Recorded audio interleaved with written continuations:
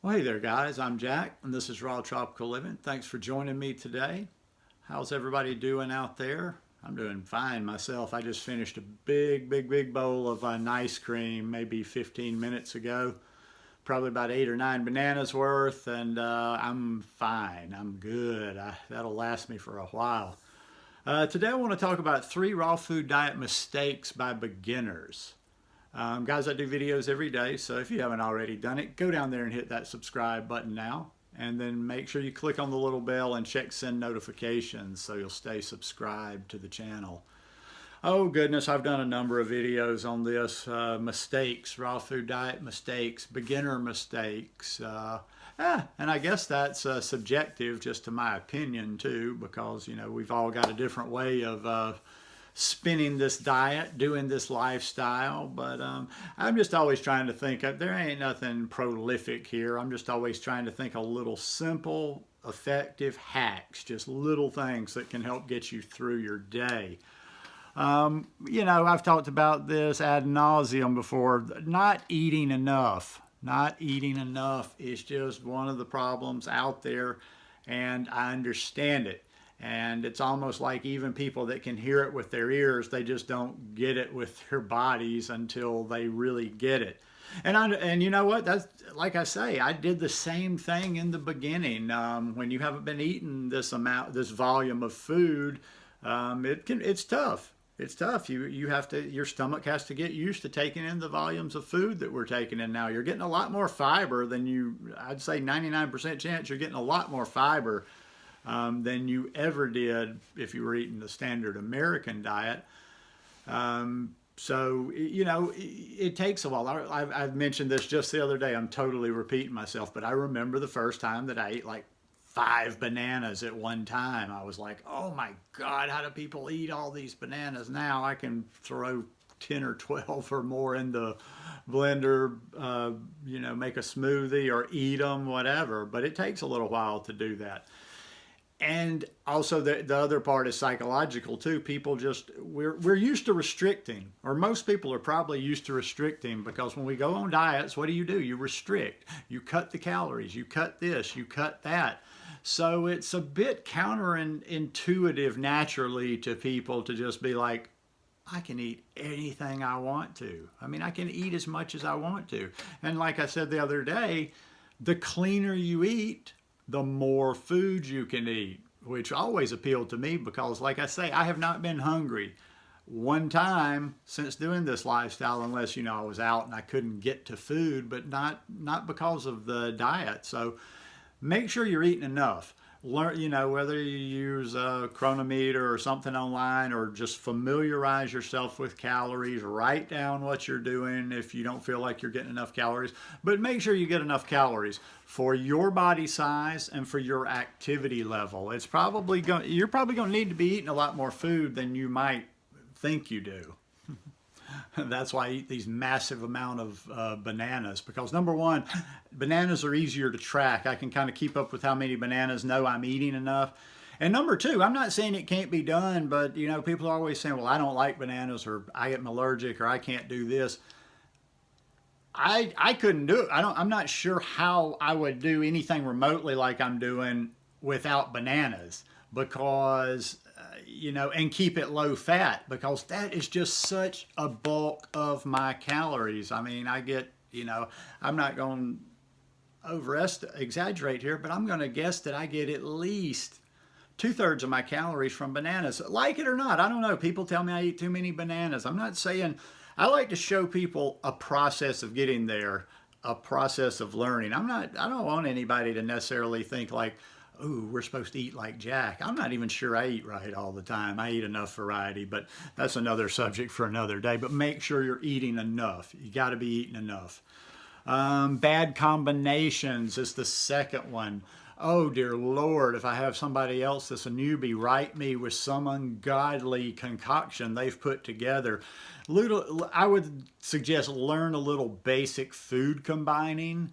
That'll save you the bloating and a lot of things with the body, but also too, just kind of familiarize yourself with the kitchen, learn what works with this, what works with that. You can thicken things, sauces or whatever with this. You can get flavors by doing this. You can get textures. You're going to enjoy this lifestyle a lot more when you know how to make good food, because you have to be able to feed yourself, and you have to be able to come up with food that you like, that's very much just specific for you. For example, my green smoothie. Nobody's going to get excited about my green smoothie, or maybe a few people will, but and I could put that up, as a video, and I have before, as a recipe, and people might look at me like, okay, that's cool. But for me, my green smoothie, which is about the same, I just changed different greens. It's bananas, it's the greens, kale or spinach, arugula when I can get it, tablespoon of spirulina, and a little bit of cacao in there for a little flavor. And that's basically my smoothie. But you know what? I think people see that, especially that don't do this lifestyle, and see the color and just and they're like, oh my God, I'm sure people just picture it and think, oh, he drinks these concoctions because they're good for him. The green smoothie is one of my highlights of the day. I mean, I absolutely love it, love it, love it. I get as excited and I anticipate it as much as back in the day when I was on the standard American diet and went out for a nice meal. So like I say, let's go two different ways on the bad combinations. There's bad combinations as far as food combining that are going to make you not feel so good, but there's other things that are bad combinations, just bad kitchen skills that just don't know how to make, just don't know how to feed themselves. So learn how to feed yourself, and don't get these bad combinations. And people not educating themselves properly. That is a big one right there. Education. Yeah, many people just aren't educating properly, in my opinion. And what do I mean by that? Well, I mean by that is you need to educate yourself. This is your health. This is the most precious possession you have. You need to educate yourself somewhere outside people on YouTube. Now, I'm not saying that, hey, I've gotten a lot of information, a lot of education out of YouTube, but YouTube can't be your only form, and you can't just follow any one person or any one train of thought, at least not in the beginning. Learn a little bit about everything, and then you can decide, how you're going to do this lifestyle later on.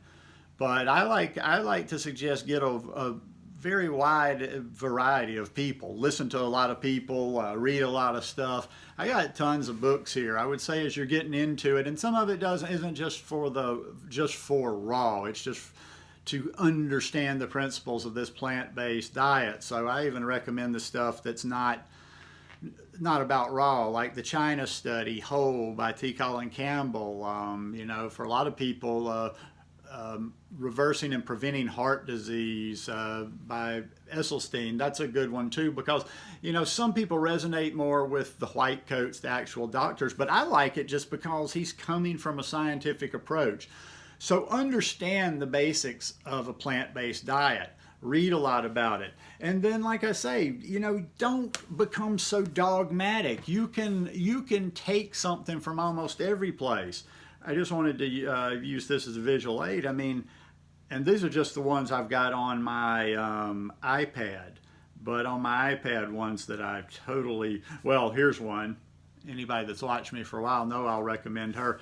Becoming Vegan and Becoming Raw. Two separate books, Becoming Vegan, Becoming Raw by Brenda Davis. Two of the best books you'll ever get. I'll tell you this, you could almost get both of those books. Get both of those books because they're just so good. And they're not all that dogmatic. She's very factual in the way she lays it out. I've got 80-10-10 over on here by Doug Graham. Great book. A lot of good information in there. I'm not a disciple though. And that's the thing too, and no offense to anybody that's an 80-10-10er, but I ain't a disciple of nothing or nobody. I am my own disciple. I make my own independent decisions. So what I'm getting at is there's a lot of good stuff in that book. I'm just not necessarily an 80-10-10er. And then I have other stuff, that has helped me along the way. Fresh Vegetable and Fruit Juices by Norman Walker. The Miracle of Fasting by Bragg. I don't really fast, but I've learned a lot of stuff through him. The Detox Miracle Source Book. And here's a good one too. This was a real good one of Dr. Norman Walker's that opened my eyes. Colon Health. Colon Health tells you how the body really works. But get yourself some education. Listen to everything. Have an open mind. Take in a lot of information. Then just use your common sense to filter, the garbage out and understand what makes sense to you. But don't become a one-trick pony. Don't find your one YouTuber or your one person that's your like guru and only you don't listen to anything else. That's all it is. It's just this person, this person, this person, their thoughts, and you're just mimicking them. Make this lifestyle your own. Anyhow, just some more little random hacks and tips. Hope you guys enjoyed that one. If you like it, please give me a thumbs up, and we'll see you tomorrow. Peace.